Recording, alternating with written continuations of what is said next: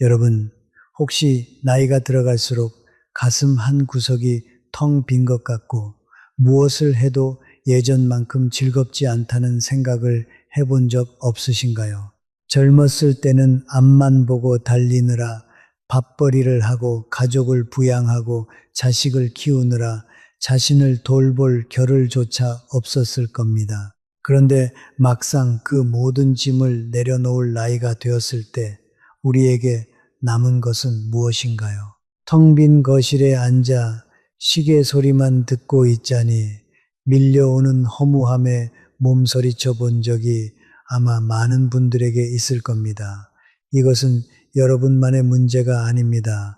현대 사회를 살아가는 수많은 중장년층이 겪고 있는 이른바 존재론적 상실감이라 할 수 있습니다. 열심히 살았는데 왜 정작 나 자신을 위한 즐거움은 하나도 남아있지 않은 걸까요? 이 막막한 질문에 대한 답을 찾기 위해 저는 오늘 아주 특별한 인물의 삶을 빌려오고자 합니다. 세상을 떠난 지 수백 년이 지났지만 여전히 우리에게 삶의 태도를 가르쳐주는 위대한 스승 다산 정약용 선생의 이야기입니다.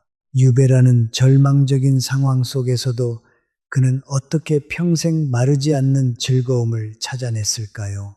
그가 남긴 가르침을 통해 행복한 노후를 위한 최고의 취미는 무엇인지, 그리고 그 취미가 우리의 삶을 어떻게 구원하는지 오늘 아주 깊이 있게 들여다보겠습니다.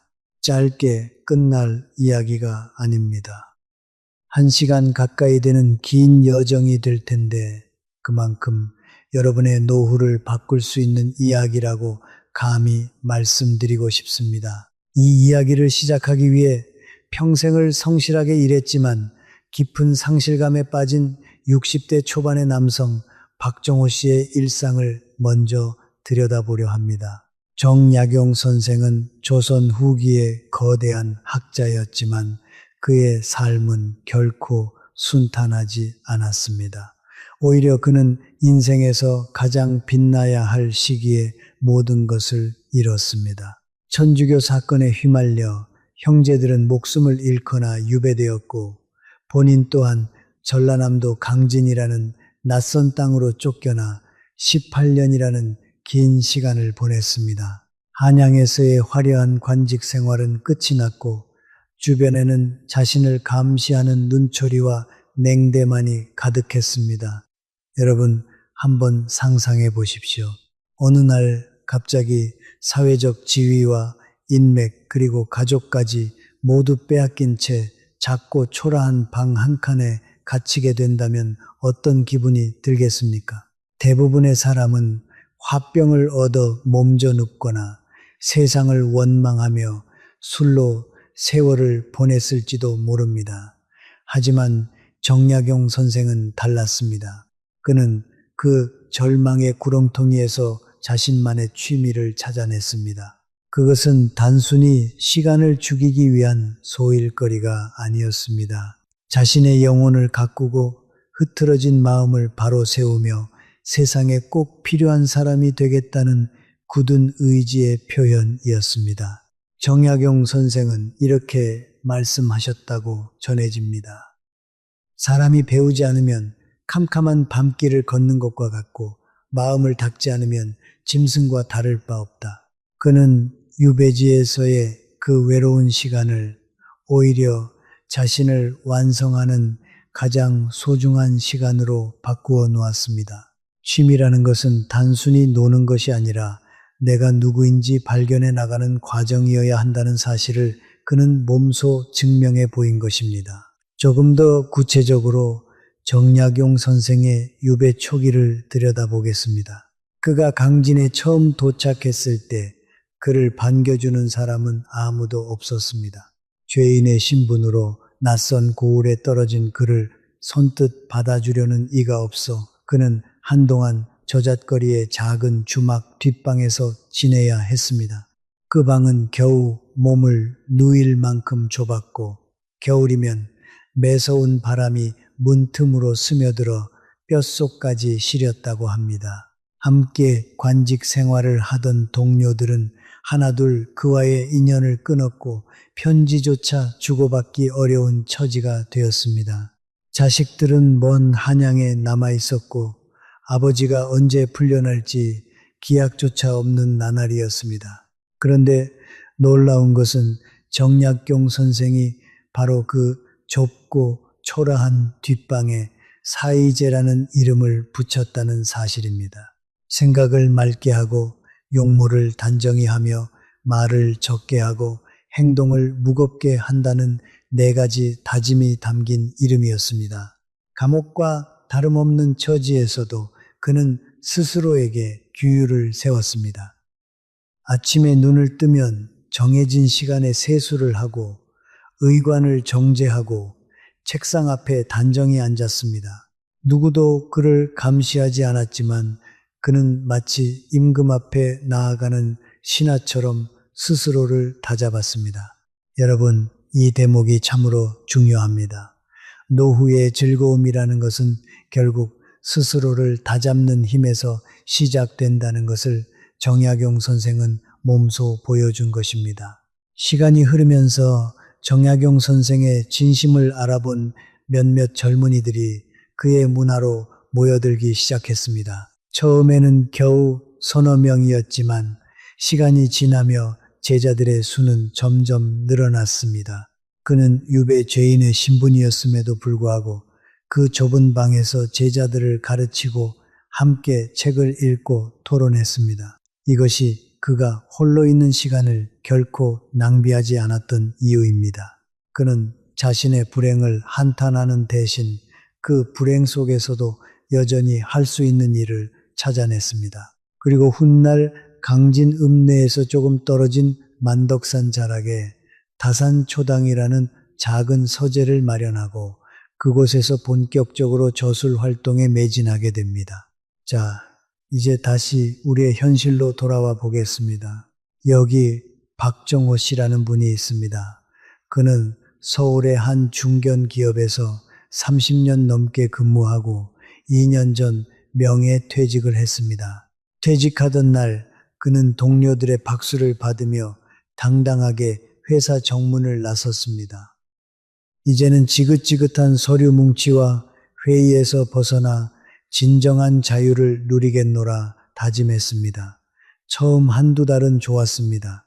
늦잠도 자고 가까운 산에 다니며 평일에 한산함을 즐기기도 했습니다. 아내에게도 이제야 좀 사람답게 사는 것 같다며 웃어 보이곤 했습니다. 하지만 석 달째가 되자 불안감이 엄습하기 시작했습니다. 아침에 눈을 떴을 때 오늘 당장 해야 할 일이 아무것도 없다는 사실이 그를 짓눌렀습니다. 휴대폰은 온종일 조용했고 가끔 오는 문자 메시지는 광고뿐이었습니다. 그는 문득 자신이 세상에서 쓸모없는 존재가 된 것 같은 기분을 느꼈습니다. 내가 이렇게 나이 들어가는 건가? 거울 속 주름진 얼굴을 보며 박정호 씨는 한숨을 내쉬었습니다. 그는 외로움을 달래기 위해 여러 취미 활동을 시작해 보았습니다. 동창들이 모이는 등산 동호회에 가입하기도 하고 구청에서 운영하는 탁구 교실에도 나갔습니다. 하지만 그곳에서도 진정한 즐거움을 찾기는 어려웠습니다. 사람들이 모이면 결국 누구 자식이 대기업에 갔는지, 누구네 집값이 얼마나 올랐는지 같은 비교하는 이야기만 늘어놓았기 때문입니다. 모임이 끝나고 집에 돌아오는 길이면 오히려 공허함은 배가 되었습니다. 박정호 씨는 아내인 한소영 씨에게 토로했습니다. 여보, 사람들을 만나면 즐거워야 하는데 왜 이렇게 마음이 무거운지 모르겠어. 나만 뒤처지는 것 같고 다들 잘 사는데 나만 초라해 보이는 기분이야. 한소영 씨는 남편의 어깨를 토닥이며 말했습니다. 당신이 너무 남의 눈치만 봐서 그래요. 진정으로 당신 마음이 편해지는 일을 찾아봐요. 남들에게 보여주기 위한 거 말고 그냥 당신 혼자 있어도 충분히 행복한 일 말이에요. 아내의 말은 일리가 있었지만 박정호 씨는 도무지 무엇을 시작해야 할지 몰랐습니다. 평생을 남을 위해, 회사를 위해 살아온 그에게 자신만을 위한 즐거움이란 낯설기만 한 개념이었습니다. 그날 밤 박정호 씨는 잠을 이루지 못하고 거실 소파에 우두커니 앉아 있었습니다. 텔레비전을 켜도 재미가 없었고 휴대폰을 만지작거려도 손끝에 아무런 흥미가 붙지 않았습니다. 그는 문득 서재 한쪽 구석에 먼지 쌓인 채 꽂혀있던 오래된 역사책 한 권을 꺼내들었습니다. 젊은 시절 출장길 서점에서 충동적으로 샀지만 바빠서 한 번도 제대로 읽어보지 못한 책이었습니다. 표지에는 다산 정약용이라는 이름이 적혀 있었습니다. 그날 밤 박정호 씨는 우연히 그 책의 첫 장을 넘기게 되었습니다. 그리고 그 안에서 자신과 닮은 한 인간의 이야기를 발견했습니다. 모든 것을 잃고 아무도 찾아주지 않는 낯선 땅에 홀로 남겨졌던 한 사람. 그러나 그 절망 속에서도 무너지지 않고 오히려 자신만의 단단한 세계를 쌓아 올린 한 사람의 이야기였습니다. 박정호 씨는 그날 밤을 새워 책을 읽었습니다. 그리고 다음 날 아침 아내에게 이렇게 말했습니다. 여보, 나 오늘부터 뭔가 좀 해볼까 해. 정약용 선생이 강진에서 머물던 사이제라는 방에는 앞서 말씀드린 것처럼 4가지를 마땅히 해야 한다는 뜻이 담겨 있었습니다. 생각을 맑게 하고 용모를 단정히 하며 말을 적게 하고 행동을 무겁게 하는 것이 그것이었습니다. 그는 이 작은 방에서 수많은 책을 읽고 글을 썼습니다. 그에게 있어 독서와 저술은 취미를 넘어선 구원이었습니다. 그는 아들들에게 보낸 편지에서 이렇게 당부했다고 전해집니다. 독서는 사람이 하는 일 중에서 가장 깨끗하고 소중한 일이다. 마음속에 한 점 부끄러움이 없을 때 비로소 진정한 즐거움을 누릴 수 있다. 정약용 선생이 강조한 취미의 핵심은 바로 위기지학, 즉 남에게 보여주기 위한 공부가 아니라 나를 위한 공부였습니다. 우리가 흔히 가지는 취미들은 대개 외부 지향적입니다. 남들에게 멋있어 보이거나 사회적 관계를 유지하기 위한 수단인 경우가 많습니다. 하지만 정약용 선생은 노후의 취미란 철저하게 내면을 향해야 한다고 조언합니다. 남이 알아주지 않아도 누가 칭찬하지 않아도 그 일을 하는 그 자체로 내 영혼이 충만해지는 일을 찾아야 한다는 것입니다. 그렇다면 구체적으로 어떤 취미를 가져야 할까요? 정약용 선생의 가르침을 바탕으로 행복한 노후를 위한 3가지 취미의 방향을 오늘 여러분께 하나하나 제시해 드리고자 합니다. 그리고 이 3가지가 어떻게 박정호 씨의 삶을 바꾸어 놓았는지 그 구체적인 과정도 함께 살펴보겠습니다. 급할 것 없습니다. 차 한 잔 곁에 두시고 편안한 마음으로 끝까지 함께 해주시기 바랍니다. 첫째는 기록하는 취미입니다. 정약용 선생은 유배지에서 500여 권이 넘는 방대한 저술을 남겼습니다. 경세유표, 목민심서, 흠음신서를 비롯해 시와 편지, 논설에 이르기까지 그가 남긴 글의 양은 상상을 초월합니다. 그는 단순히 지식을 전달하기 위해 글을 쓴 것이 아닙니다. 자신의 생각을 정리하고 어지러운 세상을 향해 자신의 목소리를 내며 무너져가는 자신을 일으켜 세우기 위해 붓을 들었습니다. 여러분, 노후에 글을 쓴다는 것은 단순히 과거를 회상하는 것을 넘어선 나를 정의하는 작업입니다. 박정호 씨의 사례를 다시 보겠습니다. 그는 아내의 조언을 듣고 다음 날 문구점에 나가 작은 일기장 하나를 샀습니다. 처음에는 무엇을 써야 할지 몰라 그저 날씨나 그날 먹은 음식을 적는 데 그쳤습니다.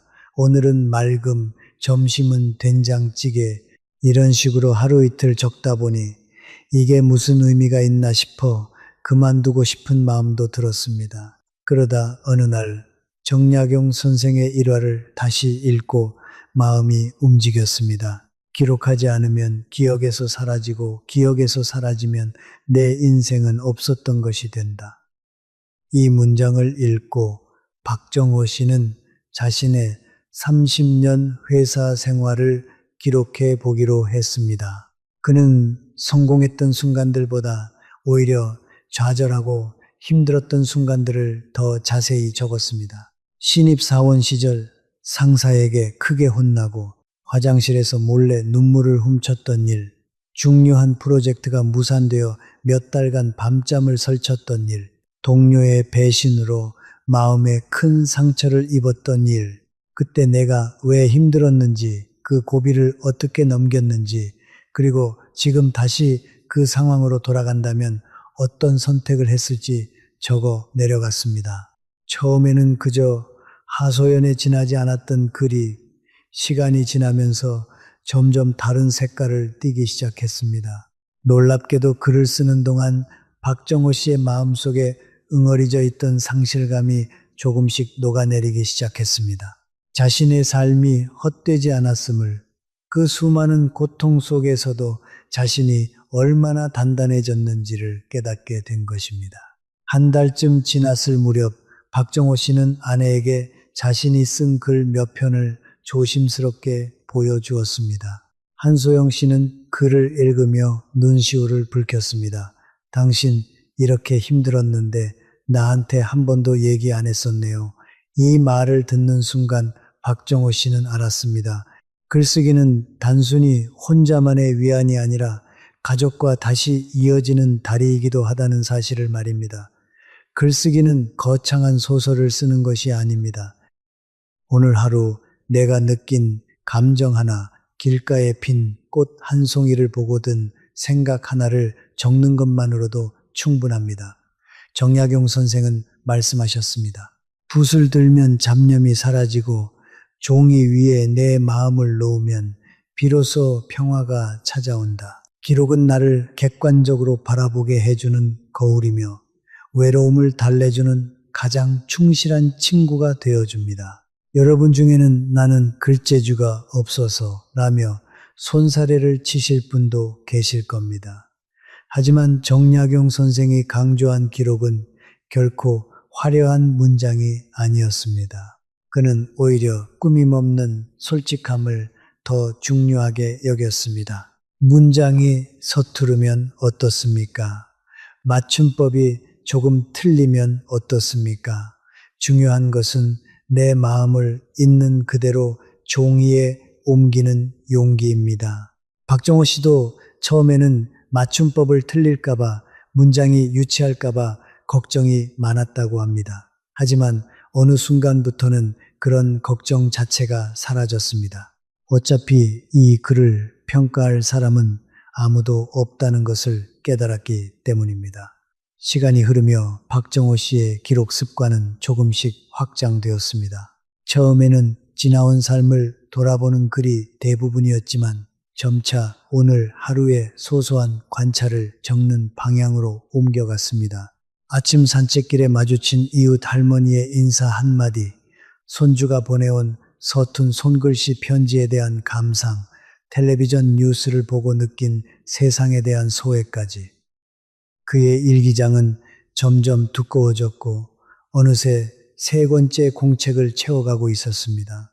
그는 이제 하루라도 일기를 쓰지 않으면 뭔가 허전한 기분이 든다고 말합니다. 마치 이가 하나 빠진 것처럼 개운치 않다는 것입니다. 둘째는 배우고 익히는 취미입니다.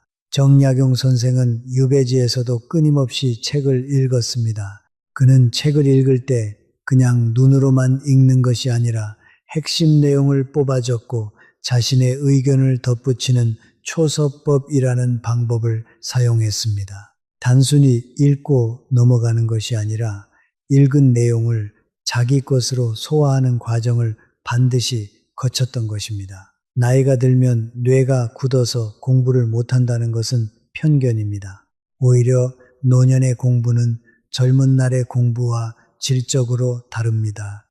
시험을 치기 위해서도 취업을 위해서도 아닌 오직 잠의 기쁨을 위해 하는 공부이기 때문입니다. 박정호 씨는 글쓰기를 시작하면서 자연스럽게 역사 공부에 관심을 두게 되었습니다.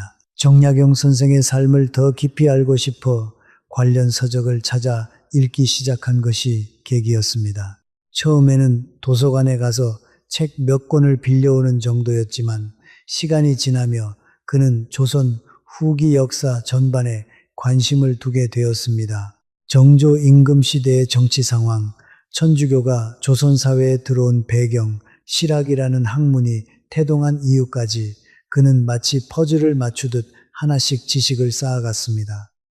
그러던 어느 날 박정호 씨는 동네 주민센터에 붙어있던 안내문을 우연히 보게 되었습니다. 지역 문화원에서 운영하는 한국사 강좌 매주 화요일 오전 10시. 그는 처음에는 망설였습니다. 이 나이에 학교도 아니고 강좌를 들으러 간다는 것이 왠지 쑥스럽게 느껴졌기 때문입니다. 하지만 아내의 응원에 힘입어 첫 수업에 참석했고 그곳에서 뜻밖의 풍경을 마주하게 되었습니다. 강의실에는 그와 비슷한 또래의 어르신들이 20명 넘게 모여 있었고 다들 진지한 표정으로 필기를 하고 있었습니다. 강의가 끝난 후 옆자리에 앉았던 70살 남짓한 어르신이 그에게 말을 걸어왔습니다. 저는 80살에도 이 공부 계속할 겁니다. 요즘처럼 재밌는 게 없어요. 배우는데 늦은 나이가 어디 있습니까? 그 말을 듣는 순간 박정호 씨는 마음속에 뭔가 뜨거운 것이 차오르는 느낌을 받았습니다. 그는 매주 화요일이 기다려지기 시작했습니다. 등산 동호회에 나갈 때는 목적지인 정상에만 집착했지만 이제는 산길 옆에 세워진 비석 하나, 오래된 절터의 주춧돌 하나에도 눈길을 주게 되었습니다. 배움이 더해지자 세상이 달라 보였습니다. 아는 만큼 보인다는 말처럼 무심코 지나쳤던 풍경들이 저마다의 이야기를 들려주기 시작했습니다. 그는 아내와 함께 강진에 있는 다산초당을 직접 찾아가 보기로 했습니다. 두 사람은 새벽 기차를 타고 내려가 만덕산 자락을 따라 천천히 산길을 올랐습니다. 숨이 차오를 즈음 마주한 다산초당의 소박한 모습 앞에서 박정호 씨는 한참 동안 말을 잇지 못했습니다. 이 작은 방에서 그 방대한 책들이 나왔다는 사실이 그에게는 형언할 수 없는 감동으로 다가왔습니다. 정약용 선생은 제자들에게 늘 강조했다고 전해집니다. 배움에는 끝이 없고 죽는 그날까지 멈추지 말아야 한다. 머리가 나쁜 것을 탓하지 말고 게으름을 경계하라. 새로운 것을 배우는 행위는 우리 뇌에 신선한 자극을 주며 삶의 활력을 불어넣어 줍니다. 그것이 외국어든 악기 연주든 혹은 인문학 강의든 상관없습니다. 내가 어제보다 조금 더 나은 사람이 되고 있다는 느낌, 그 성취감이 노후의 우울함을 날려버리는 가장 좋은 방법이 됩니다. 박정호 씨는 한국사 강좌를 들으며 조금씩 자신감을 되찾아갔습니다. 처음에는 그저 청강생으로 조용히 앉아 있었지만 서너 달이 지나자 강사에게 질문을 던지기도 하고 쉬는 시간이면 다른 수강생들과 토론을 벌이기도 했습니다. 그는 이제 손주가 놀러 오면 예전처럼 그저 용돈만 쥐어주는 할아버지가 아니었습니다. 정약용 선생 이야기 들어봤니? 라며 눈을 반짝이며 이야기 보따리를 풀어놓는 할아버지가 되었습니다. 손주는 처음엔 시큰둥했지만 할아버지가 들려주는 옛 이야기가 생각보다 재미있다며 점점 귀를 기울이기 시작했습니다. 박정호 씨는 이 순간 자신이 다시 누군가에게 필요한 사람이 되었다는 사실에 깊은 기쁨을 느꼈습니다. 배움이라는 취미의 좋은 점은 여기서 끝나지 않는다는 것입니다. 배운 지식은 반드시 누군가와 나눌 때 그 가치가 배가 됩니다. 박정호 씨는 자신이 공부한 내용을 정리해서 같은 한국사 강좌를 듣는 사람들 앞에서 짧은 발표를 해본 적도 있습니다. 처음에는 손이 떨리고 목소리가 흔들렸지만 발표를 마치고 나자 박수를 받으며 뿌듯함을 느꼈습니다.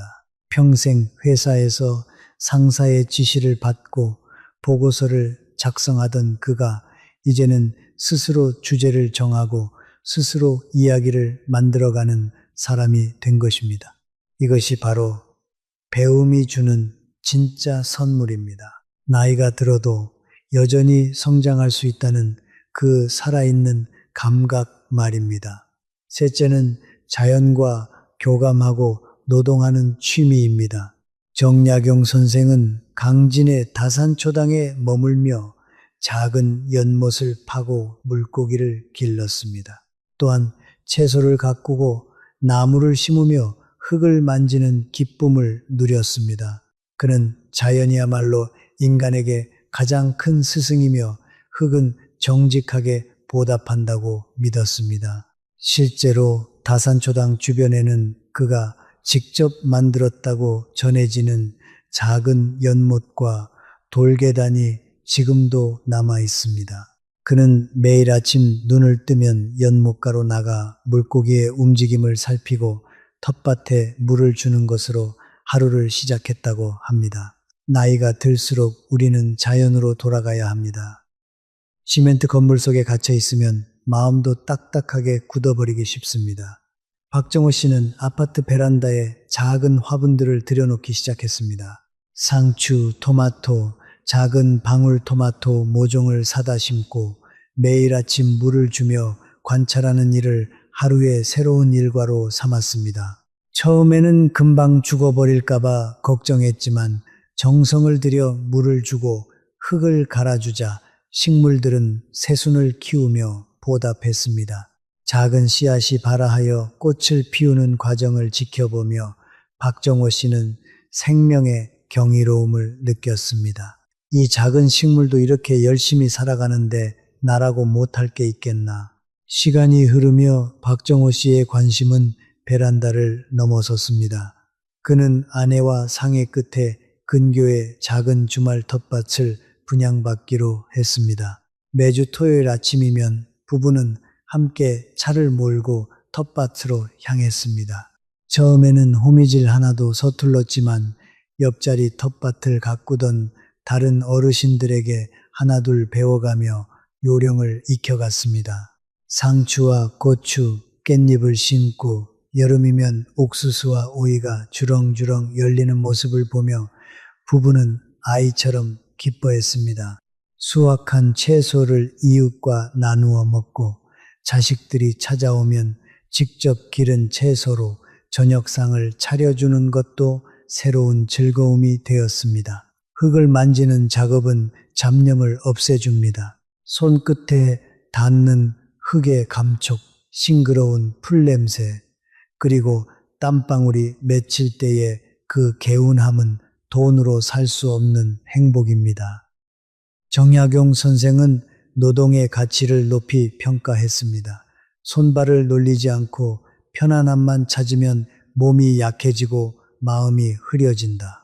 부지런히 움직여 몸을 수고롭게 하는 것이 건강의 으뜸이다. 텃밭을 가꾸는 것도 좋고 가까운 공원을 산책하며 나무의 이름을 외워보는 것도 좋습니다.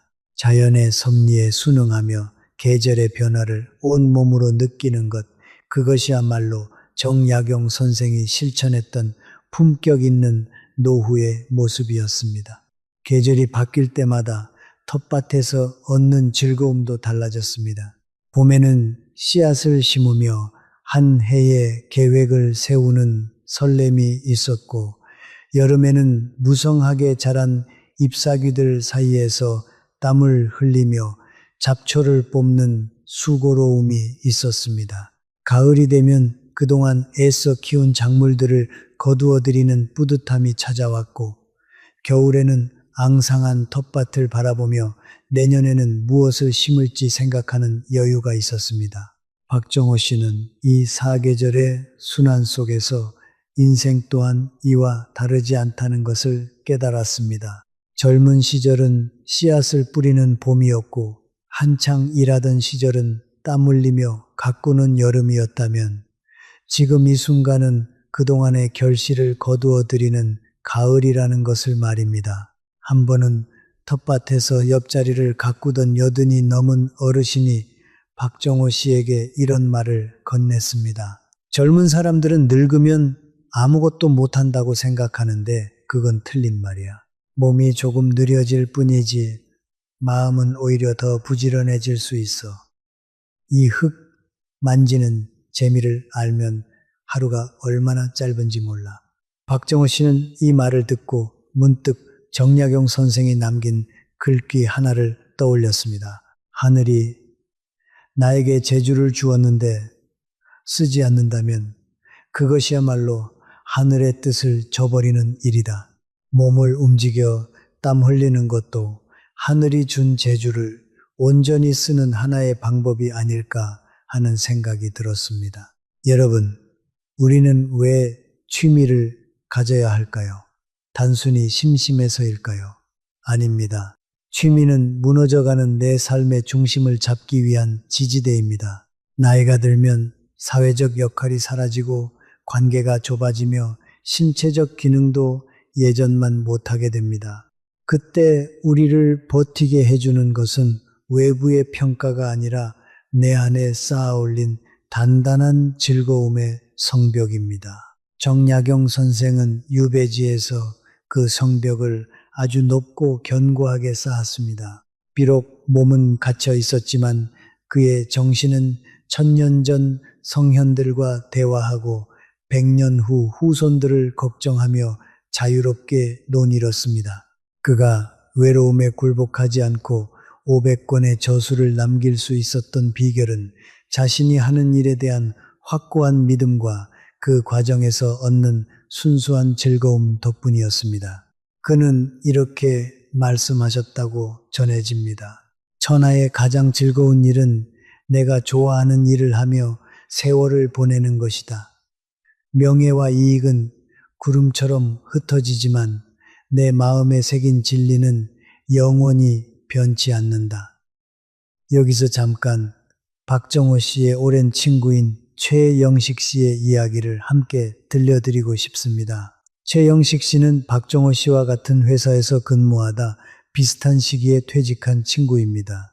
하지만 두 사람의 노후는 사뭇 다른 방향으로 흘러갔습니다. 최영식 씨는 퇴직 후에도 여전히 예전의 사회적 지위에 대한 미련을 놓지 못했습니다. 그는 골프 모임과 동창회를 부지런히 쫓아다니며 누가 더 좋은 차를 타는지, 누가 더 넓은 집에 사는지를 은근히 비교하는데 많은 에너지를 쏟았습니다. 처음에는 화려해 보였던 그의 노후가 시간이 지날수록 조금씩 빛을 잃어갔습니다. 어느 날 두 사람이 오랜만에 만난 자리에서 최영식 씨는 박정호 씨에게 이렇게 하소연했습니다. 자네는 요즘 얼굴이 참 편해 보이는구먼. 나는 요즘 사람 만나는 것도 지치고 집에 있으면 더 답답하고 도대체 뭘 해야 할지 모르겠어. 박정호 씨는 자신이 걸어온 지난 몇 달의 이야기를 조심스럽게 들려주었습니다. 일기를 쓰고 역사를 공부하고 텃밭을 가꾸는 그 소박한 일상에 대해서 말입니다. 처음에 최영식 씨는 그게 뭐가 재미있냐며 시큰둥한 반응을 보였습니다. 하지만 몇 주 뒤 그는 박정호 씨에게 전화를 걸어와 물었습니다. 자네가 다니는 그 한국사 강좌 말이야. 나도 좀 데려가 줄 수 있겠나? 그로부터 몇 달 뒤 최영식 씨도 조금씩 달라지기 시작했습니다. 처음에는 어색하게 강의실 뒷자리에 앉아있던 그가 이제는 박정호 씨와 함께 앞자리에 앉아 열심히 필기를 하는 모습을 보이곤 했습니다. 최영식 씨는 어느 날 이렇게 고백했습니다. 나는 여태까지 남들한테 어떻게 보일까 그것만 생각하며 살았던 것 같아. 그런데 이 나이 되어보니 정작 남들은 내 인생에 그렇게 관심이 없더라고. 결국 내가 나를 챙기지 않으면 아무도 나를 챙겨주지 않는다는 걸 이제야 알았어. 이 두 친구의 이야기를 통해 우리가 배울 수 있는 것은 명확합니다. 노후의 행복은 재산의 많고 적음이나 사회적 지위의 높고 낮음으로 결정되지 않는다는 사실입니다. 진짜 중요한 것은 홀로 있는 시간을 어떻게 채우느냐 하는 것입니다. 정약용 선생의 가르침 중에 신독이라는 말이 있습니다. 홀로 있을 때도 삼가고 삼간다는 뜻입니다. 이것은 단순히 도덕적인 결벽증을 말하는 것이 아닙니다. 홀로 있는 시간을 어떻게 보내느냐가 그 사람의 인격과 행복을 결정한다는 의미입니다. 여러분, 노후의 시간은 축복일 수도 있고 저주일 수도 있습니다. 만약 여러분이 남의 눈에 비치는 나만을 신경 쓴다면 그 시간은 끝없는 비교와 열등감 속에서 말라갈 것입니다. 하지만 정약용 선생처럼 내면을 채우는 취미를 가진다면 그 시간은 여러분의 인생에서 가장 풍요롭고 빛나는 황금기가 될 것입니다. 꼭 거창한 학문을 시작하라는 말이 아닙니다. 아침에 일어나 따뜻한 차 한 잔을 마시며 잠시 마음을 가다듬는 것, 어제 읽었던 책 구절을 곱씹으며 짧은 감상을 남기는 것, 하단에 물을 주며 생명의 자람을 응원하는 것, 이 모든 것이 정약용 선생이 추구했던 위대한 취미의 시작입니다. 여기서 여러분께 조금 더 실질적인 이야기를 드리고 싶습니다. 막상 오늘 이 이야기를 들으시고 나도 뭔가 시작해 봐야겠다 마음을 먹으셨더라도 막상 무엇부터 해야 할지 막막하실 수 있습니다. 그래서 박정호 씨의 경험을 바탕으로 조금 더 구체적인 시작 방법을 말씀드려 보려 합니다. 먼저 기록하는 취미를 시작하고 싶으신 분들께 드리고 싶은 말씀이 있습니다. 처음부터 매일 한 페이지씩 채워야 한다는 부담을 가지실 필요가 없습니다. 하루에 딱 3줄만 적어 보시기 바랍니다. 오늘 있었던 일 한 줄, 오늘 느낀 감정 한 줄, 그리고 내일 하고 싶은 일 한 줄, 이렇게 3줄만 꾸준히 적어도 한 달이 지나면 30개의 이야기가 쌓이고 1년이 지나면 365개의 이야기가 쌓입니다. 그 기록들이 훗날 여러분의 인생을 돌아보는 소중한 보물이 될 것입니다. 배우고 익히는 취미를 시작하고 싶으신 분들께는 거창한 자격증이나 학위를 목표로 삼지 마시라고 말씀드리고 싶습니다. 동네 주민센터나 도서관, 문화원에는 생각보다 다양한 무료 강좌들이 마련되어 있습니다. 서예, 한국사, 사진, 노래교실, 스마트폰 활용법까지 종류도 다양합니다. 부담 없이 딱 한 번만 참석해 보시기 바랍니다. 마음에 들지 않으면 그만두어도 괜찮습니다. 중요한 것은 완주가 아니라 새로운 것을 향해 문을 열어보는 그 첫걸음입니다. 자연과 교감하는 취미를 시작하고 싶으신 분들께는 꼭 넓은 텃밭이 필요하지 않다는 말씀을 드리고 싶습니다. 베란다에 작은 화분 하나, 방울토마토 모종 하나로도 충분합니다. 매일 아침 물을 주며 잎사귀의 색깔이 어떻게 변하는지 살펴보는 것만으로도 여러분의 하루는 새로운 의미를 갖게 될 것입니다. 생명을 돌보는 일은 결국 나 자신을 돌보는 일과 다르지 않습니다. 잠시 정약용 선생의 이야기로 돌아가 보겠습니다. 그가 유배지에서 가장 힘들어했던 것은 사실 육체적인 고생이 아니었습니다. 바로 사랑하는 형 정약전과의 이별이었습니다. 두 형제는 함께 천주교 사건에 연루되어 정약용 선생은 강진으로, 형 정약전은 흑산도로 각각 유배를 떠나야 했습니다. 두 사람은 나주 근처 밤나무 정자에서 마지막으로 함께 밤을 보내고 다음 날 아침 각자 반대 방향으로 걸어가야 했습니다. 그날의 이별이 두 사람에게는 생애 마지막 만남이 되고 말았습니다. 정약용 선생은 형이 그리울 때마다 편지를 썼습니다. 흑산도까지 편지가 닿는 데만 몇 달이 걸렸고 답장을 받기까지 또 몇 달을 기다려야 했습니다. 그럼에도 그는 포기하지 않고 형에게 편지를 보내며 서로의 학문적 성취를 나누고 서로를 격려했습니다. 이 대목에서 우리는 중요한 사실 하나를 발견하게 됩니다. 정약용 선생의 취미는 결코 고립된 즐거움이 아니었다는 것입니다. 그는 글을 쓰고 공부하고 텃밭을 가꾸는 그 모든 순간에도 늘 가족과 사람들을 마음에 품고 있었습니다. 형에게 보내는 편지, 아들들에게 남기는 훈계, 제자들과 나누는 토론, 이 모든 것이 그의 취미와 긴밀하게 연결되어 있었습니다. 진정한 취미는 나를 세상으로부터 단절시키는 것이 아니라 오히려 더 깊은 방식으로 사람들과 연결되게 해준다는 것을 그는 온몸으로 보여주었습니다.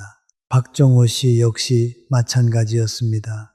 그가 일기를 쓰고 역사를 공부하고 텃밭을 가꾸는 동안 가족들과의 관계도 눈에 띄게 달라졌습니다. 손주들은 할아버지 집에 놀러 오는 것을 더 이상 심심한 일로 여기지 않았습니다. 할아버지가 들려주는 옛 이야기, 함께 나눠 먹는 텃밭 채소, 이런 것들이 손주들에게는 특별한 추억이 되었습니다. 명절에 온 가족이 모이면 예전에는 그저 텔레비전만 함께 보던 자리였지만 이제는 박정호 씨가 정약용 선생의 이야기를 들려주고 며느리와 사위까지 귀를 기울이는 자리로 바뀌었습니다. 큰아들은 어느 날 아버지에게 이렇게 말했습니다. 아버지, 요즘 진짜 좋아 보이세요. 예전보다 더 젊어지신 것 같아요. 정약용 선생의 유배 생활은 무려 18년이나 이어졌습니다. 그 긴 세월 동안 그는 단 한 번도 자신의 취미를 놓지 않았습니다. 유배가 풀릴지, 언제 고향으로 돌아갈 수 있을지 알 수 없는 불확실한 나날 속에서도 그는 매일 아침 같은 시간에 일어나 책상 앞에 앉았습니다. 그가 목민심서를 완성한 것은 유배 말기, 그의 나이 57이 되던 해였습니다. 지방관들이 백성을 다스릴 때 지켜야 할 도리를 담은 이 책은 오늘날까지도 행정과 리더십의 고전으로 평가받고 있습니다. 놀라운 것은 그가 이 방대한 저수를 단 한 번도 관직에 나가 실물을 본 적 없는 유배지에서 오직 책과 사색만으로 완성했다는 사실입니다. 여러분, 생각해 보십시오. 아무런 권한도 없고 아무런 지위도 없는 사람이 어떻게 이토록 실질적이고 방대한 지혜를 남길 수 있었을까요? 그것은 그가 취미라는 이름으로 붙잡았던 그 꾸준함 덕분이었습니다. 하루하루는 보잘것없어 보였을지 모릅니다. 오늘 한 페이지를 쓰고 내일 또 한 페이지를 쓰는 것이 무슨 대단한 일인가 싶으셨을 수도 있습니다. 하지만 그 하루하루가 18년 동안 쌓이자 세상을 바꾸는 거대한 지혜의 산맥이 되었던 것입니다. 정약용 선생은 결국 57의 나이에 유배에서 풀려나 고향인 경기도 마제로 돌아왔습니다. 그러나 그가 고향에 돌아왔다고 해서 그의 붓이 멈춘 것은 아니었습니다.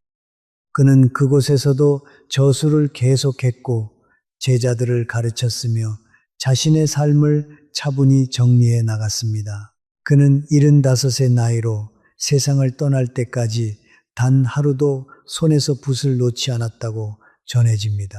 그의 마지막 모습은 외로운 어르신의 모습이 아니라 자신의 삶을 온전히 완성한 위대한 철학자의 모습이었습니다. 여러분 중에는 이렇게 생각하시는 분도 계실 겁니다. 취미 생활을 하려면 돈이 좀 들지 않겠느냐고 말입니다. 하지만 정약용 선생이 강진에서 실천했던 취미들을 가만히 들여다보면 그중 어느 것 하나도 큰 돈이 들지 않았습니다. 붓과 목, 종이 몇 장이면 충분했고 텃밭은 그저 손과 정성만 있으면 되었습니다. 박정호 씨의 취미 역시 마찬가지였습니다. 일기장 하나의 값은 몇천 원에 불과했고 문화원 강좌는 대부분 무료이거나 아주 저렴한 비용으로 운영되었습니다. 텃밭 분양료도 1년에 몇만 원 수준이었습니다. 오히려 텃밭에서 기른 채소로 장바구니 비용을 아낄 수 있었으니 돈이 드는 취미가 아니라 오히려 살림의 보탬이 되는 취미였던 셈입니다.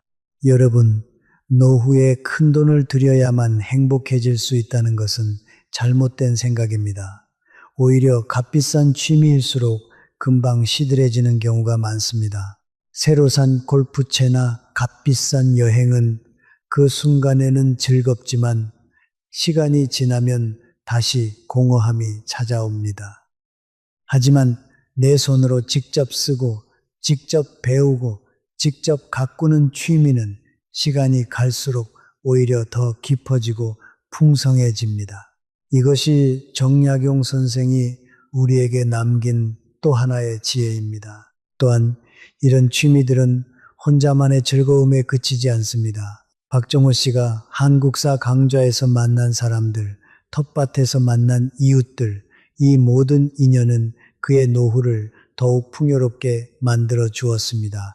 강좌를 함께 듣는 사람들끼리는 어느새 자연스럽게 소모임이 만들어졌습니다. 매달 한 번씩 모여 함께 역사 유적지를 답사하고 답사 후에는 근처 식당에서 막걸리 한 잔을 나누며 이야기꽃을 피웠습니다. 텃밭 이웃들과는 서로 씨앗을 나누고 수확한 채소를 나누고 때로는 가벼운 농사 정보까지 주고받는 사이가 되었습니다.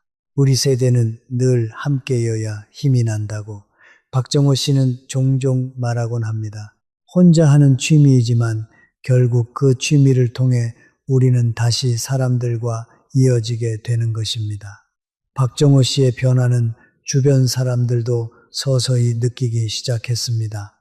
예전처럼 남과 비교하며 초조해하지 않았고 표정에는 은은한 여유가 묻어났습니다. 오랜만에 만난 옛 동창들이 요즘 뭐 좋은 일 있어? 라고 물으면 그는 웃으며 대답합니다. 글쎄, 특별한 건 없는데 그냥 내가 하고 싶은 공부 좀 하고 글도 좀 끄적거리고 텃밭에서 채소 키우는 재미에 살아.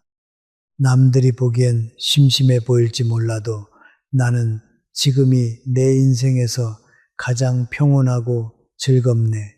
동창들은 처음에는 의아해했지만 시간이 지날수록 박정호 씨의 그 고유한 행복을 부러워하기 시작했습니다. 겉으로 화려한 취미를 가진 이들은 많았습니다. 값비싼 카메라로 세계 곳곳을 다니며 사진을 찍는 사람, 매일 골프장을 드나드는 사람, 새 차를 자랑하며 동호회를 이끄는 사람도 있었습니다. 하지만 정작 혼자 있는 시간을 견디지 못해 전전긍긍하는 이들이 그 안에도 태반이었습니다. 화려함 뒤에 숨겨진 공허함을 박정호 씨는 누구보다 잘 이해할 수 있었습니다. 자신도 한때 그런 공허함 속에서 허우적거렸기 때문입니다. 진정한 취미는 나를 고립시키는 것이 아니라 나를 더 깊게 만들어 세상과 더 건강하게 연결되도록 돕습니다. 나이가 들수록 우리는 자꾸만 과거를 돌아보게 됩니다. 그때 그랬어야 했는데 그때가 좋았지 하며 후회와 그리움에 잠기곤 합니다. 하지만 정약용 선생은 미래를 보았습니다. 유배지에서 쓴 그의 수많은 책은 당장 빛을 보지 못했습니다.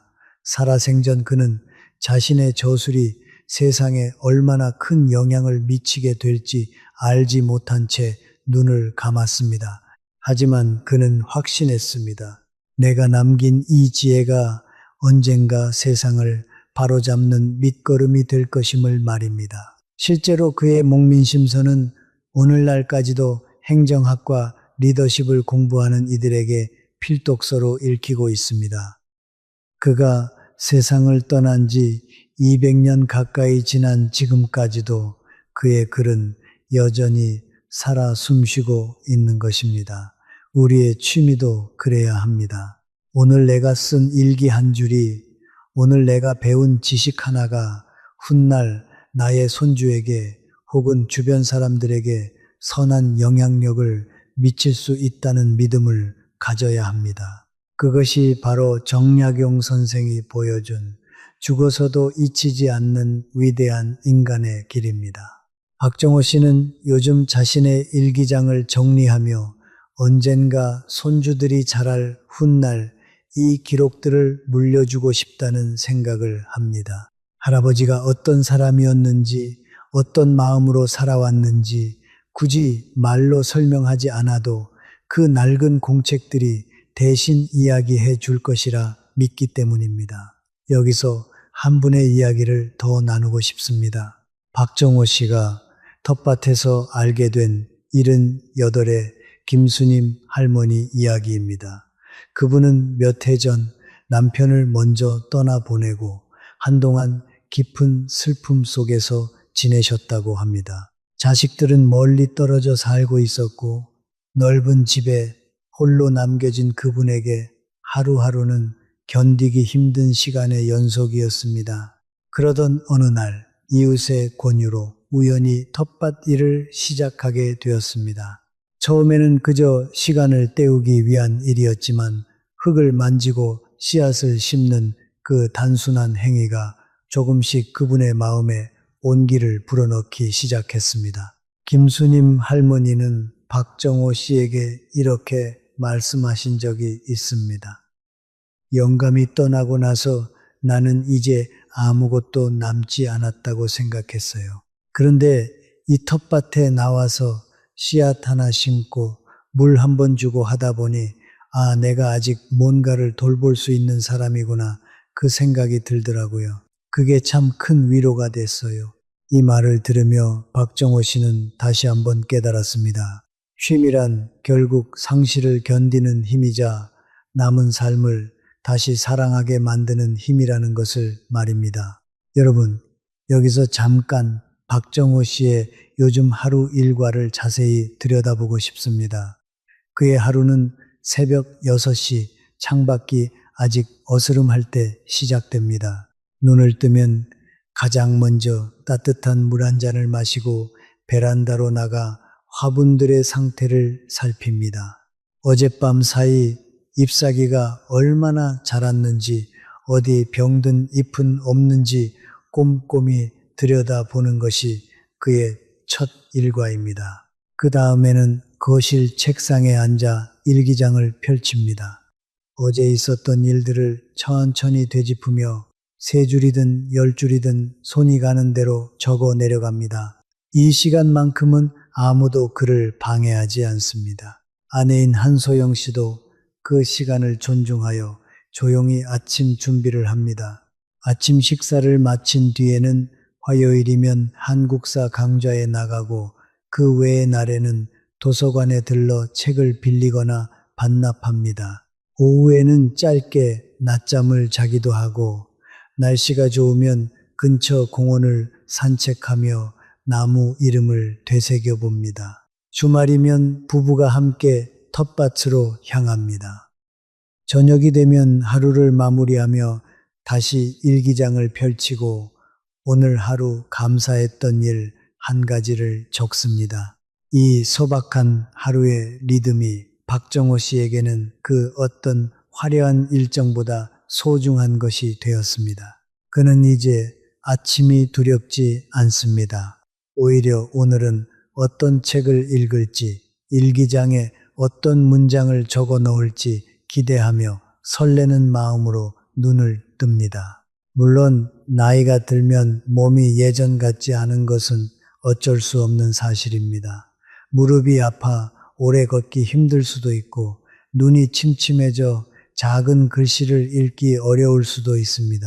하지만 정약용 선생이 우리에게 알려준 취미들의 좋은 점은 몸의 상태에 맞추어 얼마든지 유연하게 조정할 수 있다는 것입니다. 글씨가 잘 안 보이면 큰 글씨로 적으면 됩니다. 오래 앉아있기 힘들면 하루에 10분씩만 시간을 내면 됩니다. 텃밭 일이 힘에 부치면 베란다 화분 몇 개만 돌보아도 충분합니다. 중요한 것은 완벽함이 아니라 꾸준함이며 그 꾸준함 속에서 우리는 몸이 조금씩 약해져도 마음만큼은 오히려 더 단단해질 수 있습니다. 자, 오늘 우리가 함께 나눈 이야기를 잠시 정리해 보겠습니다. 정약용 선생이 유배지에서 실천했던 3가지 취미의 방향 기억하시나요? 첫째는 기록하는 취미였습니다. 하루 3줄이라도 좋으니 내 마음을 종이에 옮겨 적는 용기를 가지시기 바랍니다. 둘째는 배우고 익히는 취미였습니다.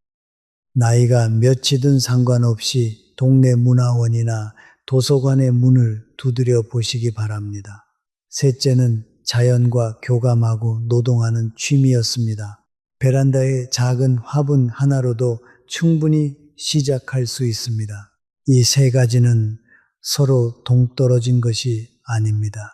박정호 씨의 경우처럼 기록이 배움으로 이어지고 배움이 다시 자연에 대한 관심으로 이어지며 서로가 서로를 풍요롭게 만들어줍니다. 정약용 선생은 말년에 강진 유배에서 풀려나 고향인 마제로 돌아왔습니다. 그는 그곳에서도 붓을 놓지 않았고 자신의 삶을 정리하며 평화롭게 눈을 감았습니다. 전해지는 이야기에 따르면 그는 세상을 떠나기 며칠 전까지도 제자들과 학문을 논하고 손수 글을 다듬었다고 합니다. 죽음을 앞둔 노학자의 모습이라기보다는 여전히 무언가를 배우고 나누고자 하는 한 인간의 뜨거운 열정이 느껴지는 대목입니다. 그가 우리에게 남긴 마지막 메시지는 명확합니다. 자신의 내면을 보살피는 즐거움을 아는 자는 세상의 어떤 풍파에도 흔들리지 않는다. 여러분, 여러분의 노후는 어떤 모습이기를 바라시나요?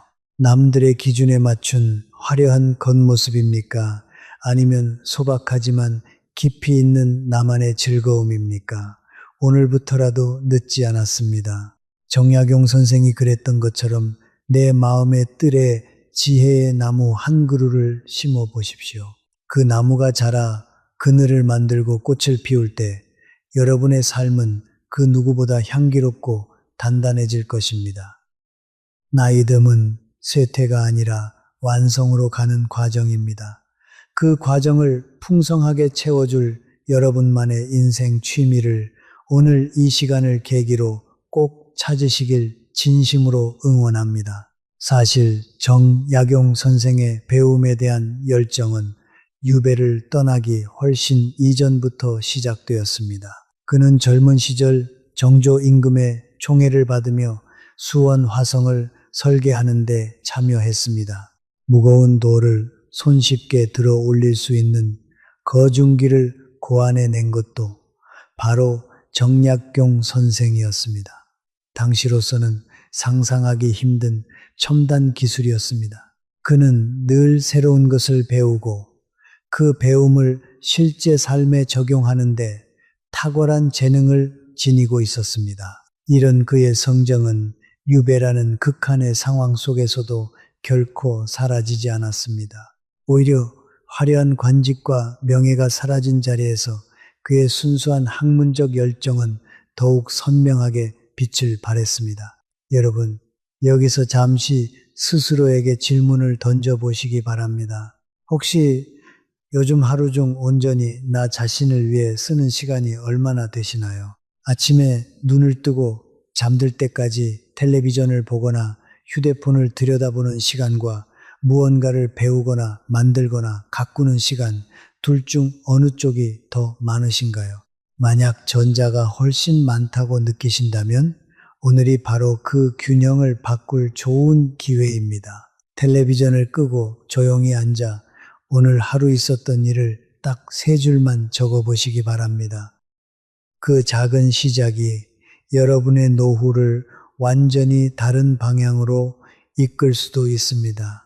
또한 이런 취미들이 단순히 마음의 위안에 그치지 않는다는 점도 말씀드리고 싶습니다. 새로운 것을 배우고 손을 움직여 무언가를 가꾸고 생각을 정리해 글로 남기는 활동은 우리의 뇌를 끊임없이 활성화시키는 작용을 합니다. 가만히 앉아 텔레비전만 시청하는 것과 직접 손을 움직여 흙을 만지고 글을 쓰는 것은 우리 몸과 마음에 전혀 다른 영향을 미칩니다.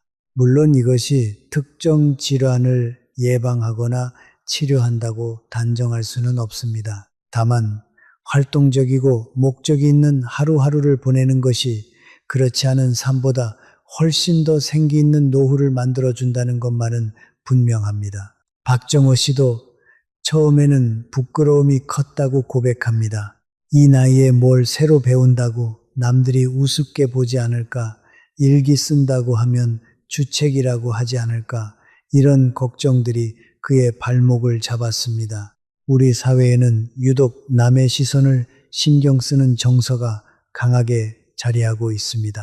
체면을 중시하는 문화 속에서 새로운 것을 시도한다는 것은 때로 큰 용기를 필요로 합니다. 하지만 박정호 씨는 한 가지 사실을 깨달았습니다.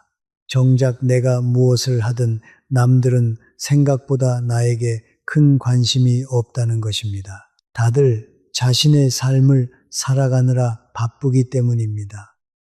오히려 용기를 내어 먼저 시작한 사람이 나중에는 주변 사람들에게 부러움의 대상이 되는 경우가 훨씬 많았습니다. 지난 가을 박정호 씨가 다니는 문화원에서는 작은 발표회가 열렸습니다. 한 학기 동안 배운 내용을 정리해서 수강생들이 돌아가며 짧게 발표하는 자리였습니다. 박정호 씨는 정약용 선생과 그의 유배 생활을 주제로 발표를 준비했습니다.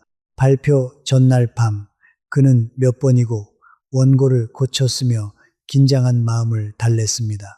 발표 당일 강의실에는 수강생들의 가족들까지 초대되어 자리가 가득 찼습니다. 박정호 씨의 아내 한소영 씨와 딸 내외도 그 자리에 참석했습니다. 발표를 마치자 우렁찬 박수가 쏟아졌고 딸은 눈물을 글썽이며 아버지에게 다가와 말했습니다. 아빠, 저는 아빠가 이렇게 멋진 이야기를 할 수 있는 분인 줄 몰랐어요. 정말 자랑스러워요. 그날 밤 집으로 돌아오는 차 안에서 박정호 씨는 오랜만에 눈물이 핑 도는 것을 느꼈습니다.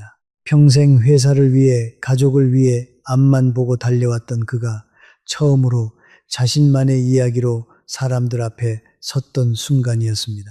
그는 그날의 감동을 일기장에 이렇게 적었습니다. 오늘 나는 처음으로 내가 살아있다는 느낌을 온전히 느꼈다. 정약용 선생님, 감사합니다. 선생님 덕분에 저는 다시 살아갈 이유를 찾았습니다. 여러분, 오늘 이야기를 시작할 때 저는 이렇게 여쭈었습니다.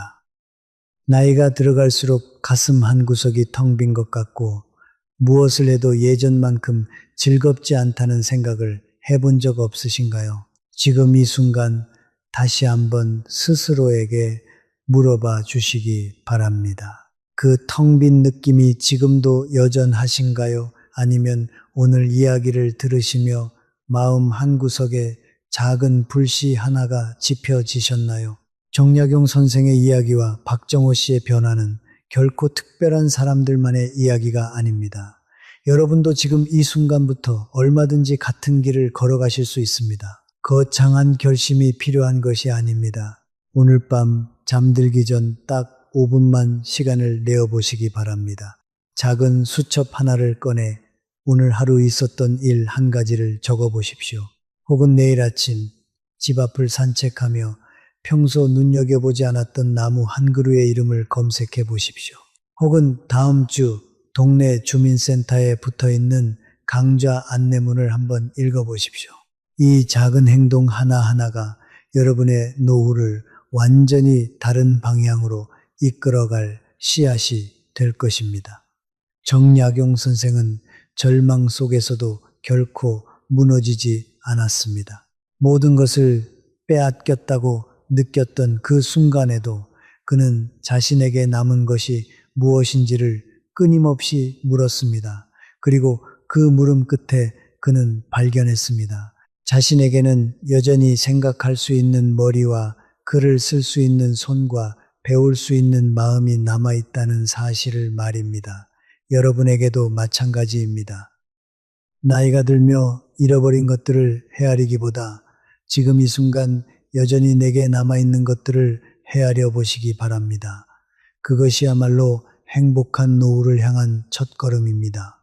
우리 세대는 참 많은 것을 견뎌온 세대입니다. 가난한 시절 밥벌이를 위해 일찍부터 사회에 나섰고 자식들을 키우느라 정작 자신을 위한 시간은 뒤로 미루며 살아오셨을 겁니다. 젊은 날 하고 싶었던 공부를 포기하고 생업 전선에 뛰어드셨던 분들도 많을 것이고 좋아하던 취미 하나 제대로 즐기지 못한 채 가족을 위해 헌신하셨던 분들도 많을 것입니다. 그 시절에 희생이 있었기에 오늘날 자식들이 이만큼 성장할 수 있었습니다.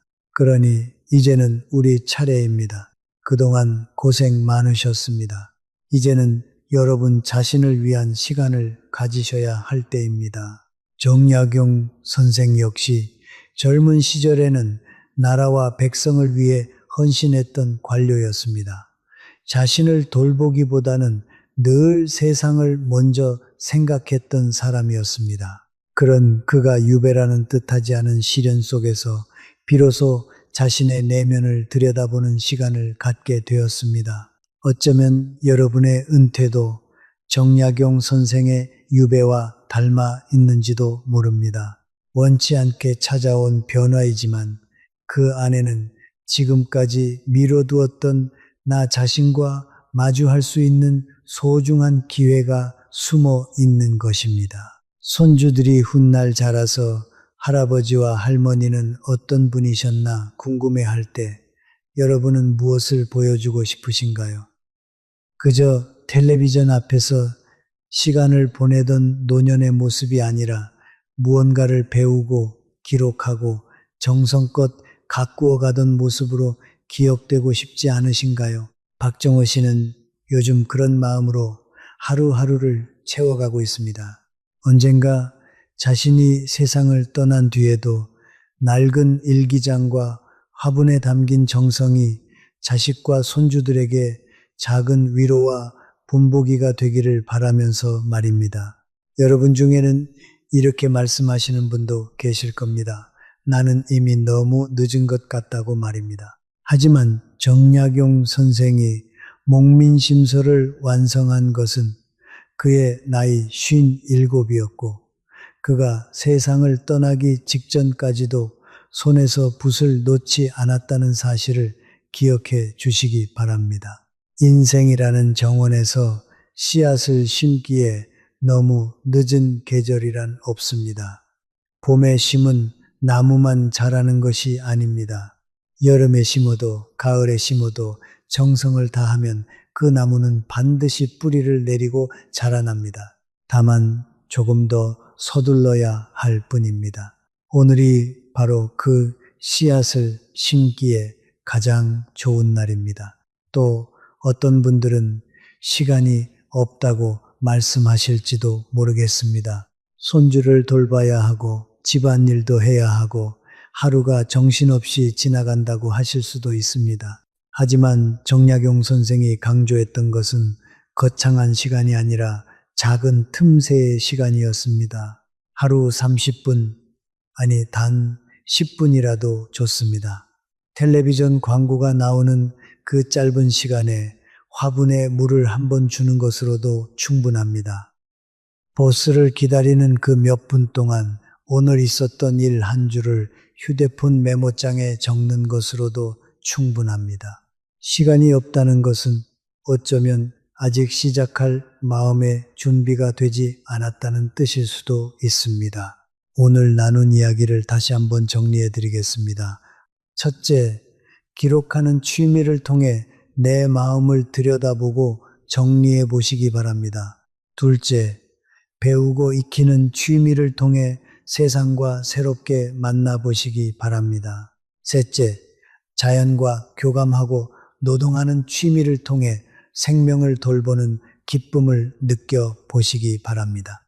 이 세 가지 중 무엇 하나만 골라도 좋고 세 가지를 조금씩 함께 시작하셔도 좋습니다. 중요한 것은 완벽하게 잘하는 것이 아니라 오늘 이 순간 작은 한 걸음을 내딛는 용기입니다. 지금도 경기도 남양주에는 정약용 선생의 생가와 묘소가 고즈넉하게 남아 있습니다. 그곳을 찾는 사람들은 화려하지 않은 소박한 묘 앞에서 오히려 깊은 울림을 느낀다고 합니다.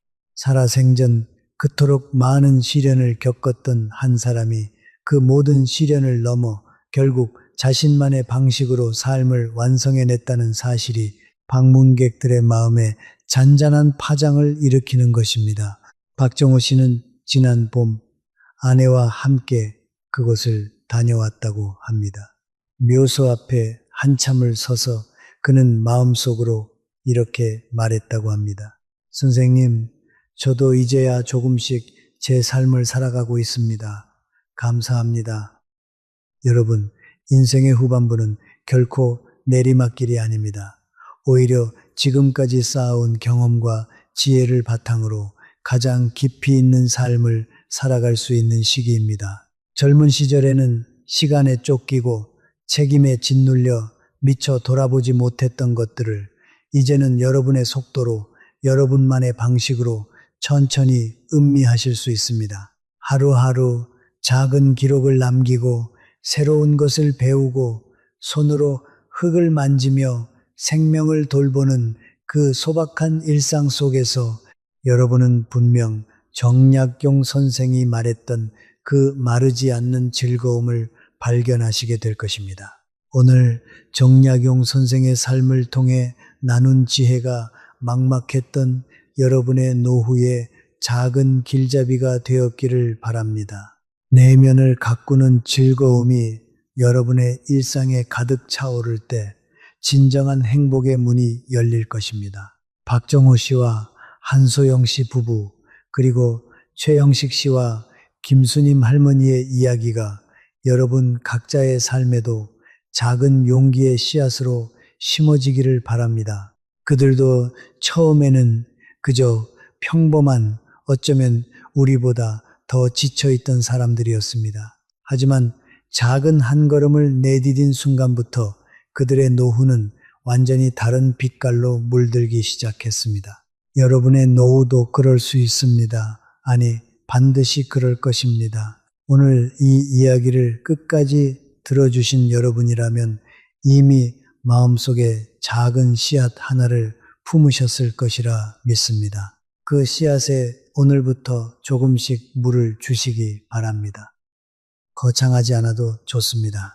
오늘 밤 딱 3줄의 일기, 내일 아침 화분에 물 한번 주는 것, 다음 주 강좌 안내문을 한번 읽어보는 것, 이 작은 시작들이 모여 여러분의 인생 후반부를 그 누구보다 향기롭고 단단하게 채워줄 것입니다.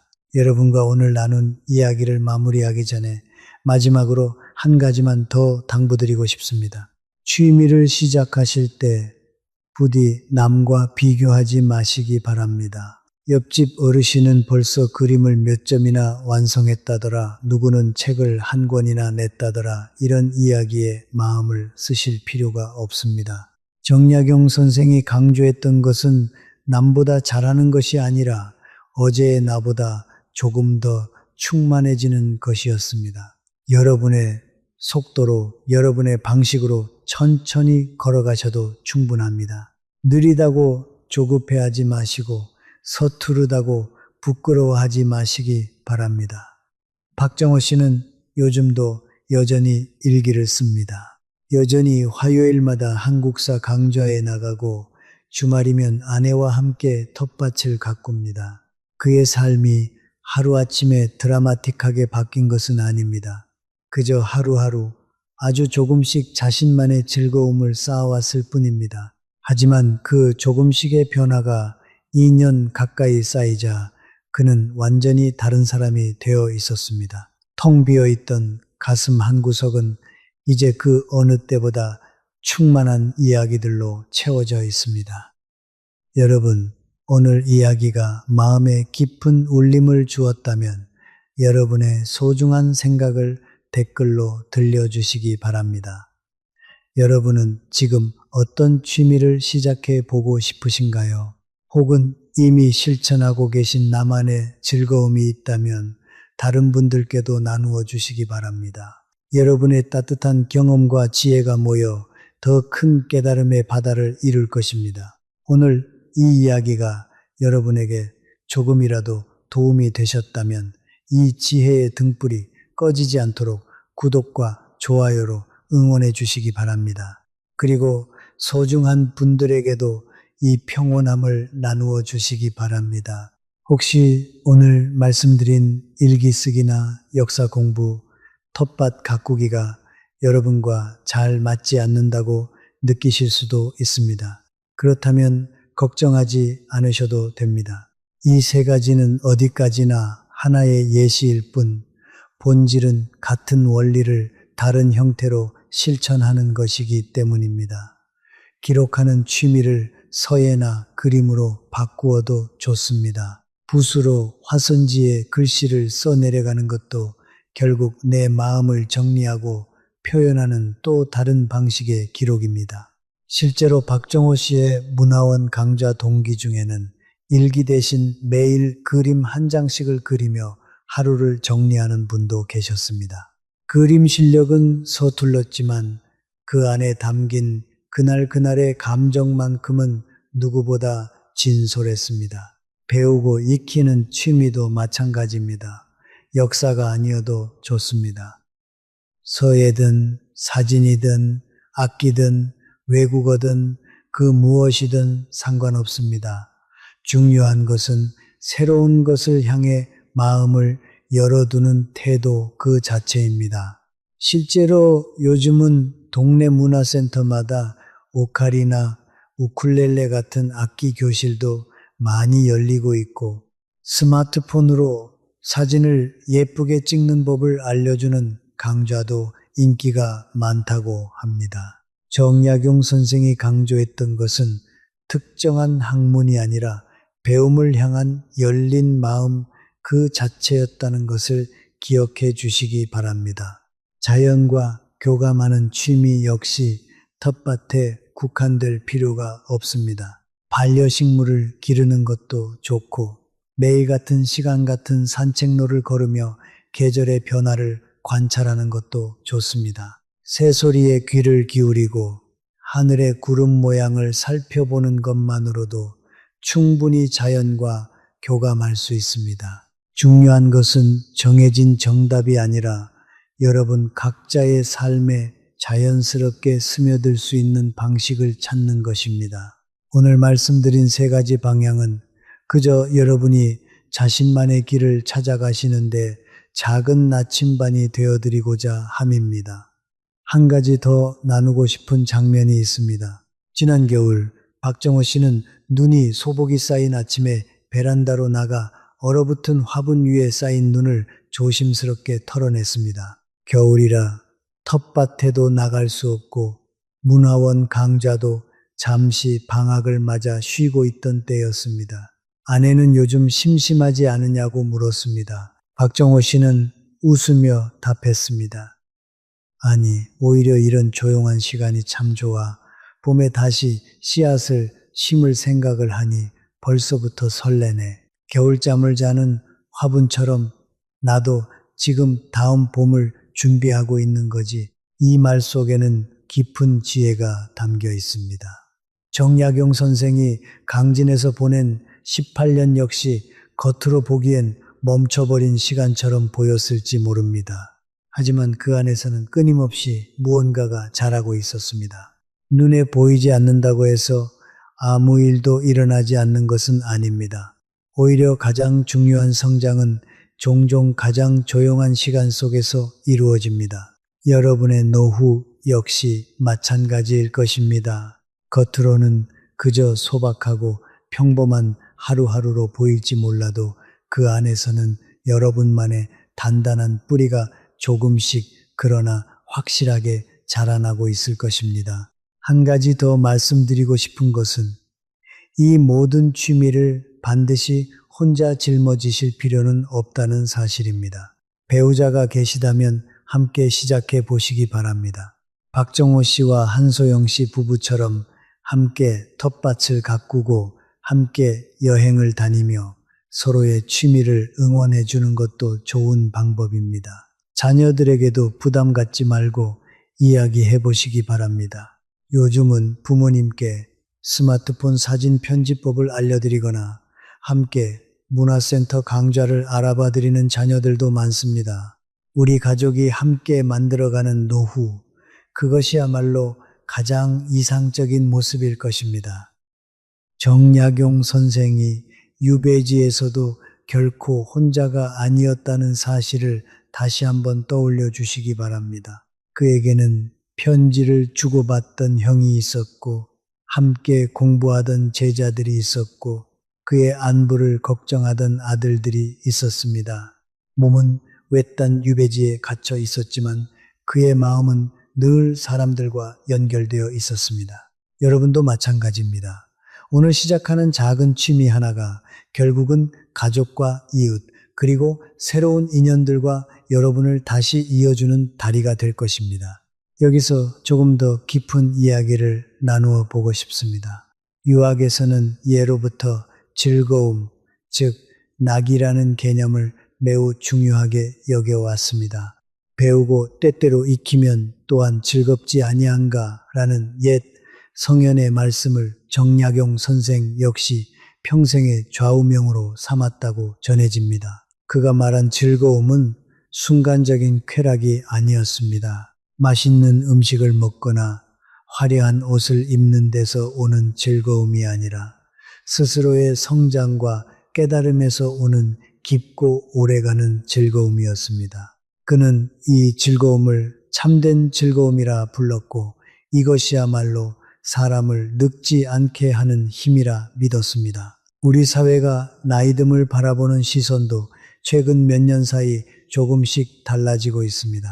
예전에는 은퇴 이후의 삶을 그저 여생을 보내는 시간으로 여기는 분위기가 강했습니다.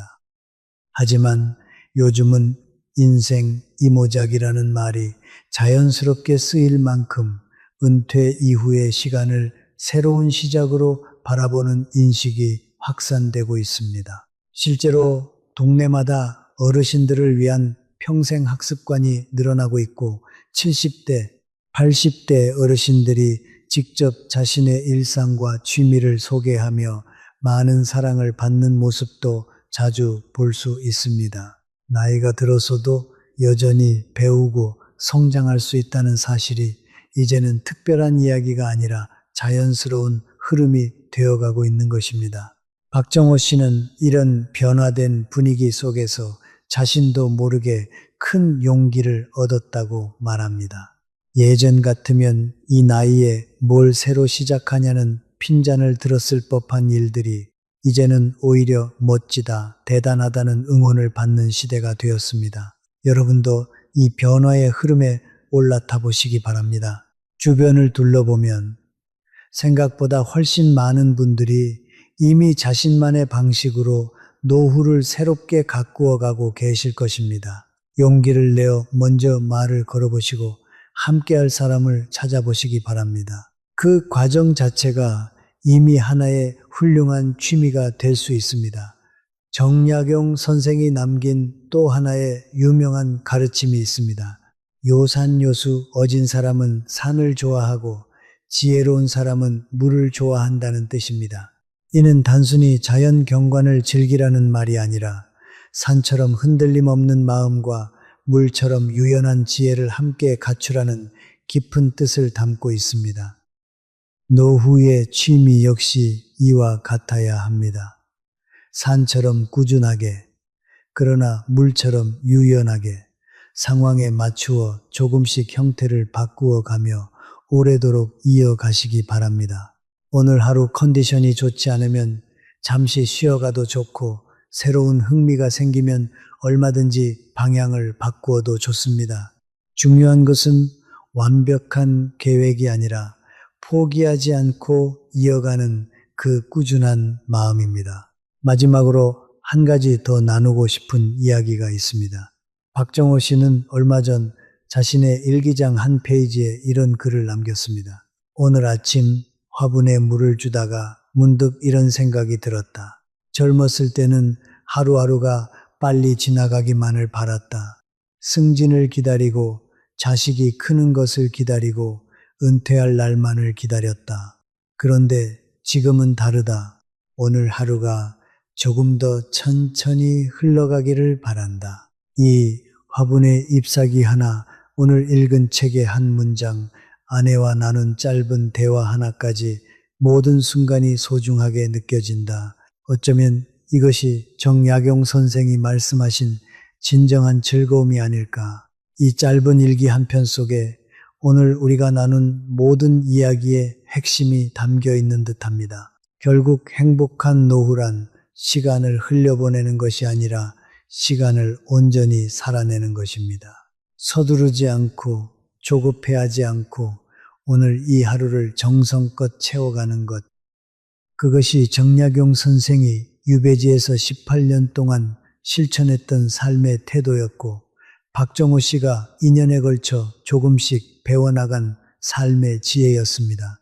그리고 이제 그 지혜가 여러분의 몫이 될 차례입니다. 한 가지 더 생각해 볼 이야기가 있습니다.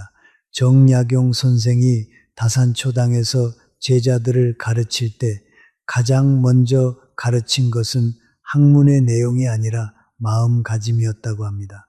그는 제자들에게 이렇게 말했다고 전해집니다.